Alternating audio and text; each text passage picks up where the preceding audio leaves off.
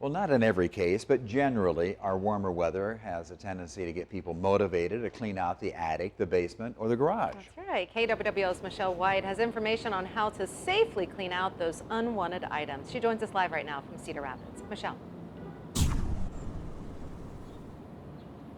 Well, Ron and Abby, we've all been there. We end up with more things that we want or can use, and then the weather warms up and we want to clean it all out. Well, today we spoke with Lynn County's Solid Waste Agency, and they gave us some guidelines on how to get rid of those things safely for you and for the environment.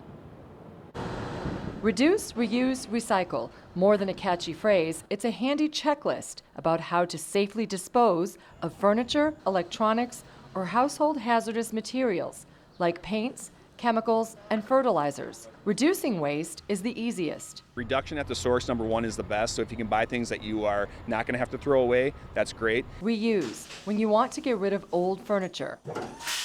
Reuse, people get rid of couches, they just don't want it anymore. If they're still good, there's somebody in the community that probably wants that. You can take some of them to Salvation Army or Goodwill or Central Furniture Rescue. They will take your used furniture and appliances and save you a trip and the tipping fee to the Solid Waste Agency. We do have a quality standard.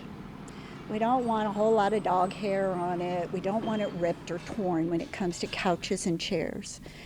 However, we do have volunteers who love to fix things and give them a new home to families in need. If we didn't do this, when they would move in, a mama and kids, that mama would be tucking her kids into the floor at night. Recycle. This one is a big one. There is a right and wrong way to do this. We get people that put things in there that can't be recycled, and if there's too much of that contamination, if there's styrofoam, if there's plastic bags, if there's some of those heavier plastics that can't be recycled here in Lynn County, what's going to happen is it's going to contaminate that entire load, and it might all end up getting thrown away because there's too much that they can't separate it out. Some tips on spring cleaning that can make a difference to the environment and your community.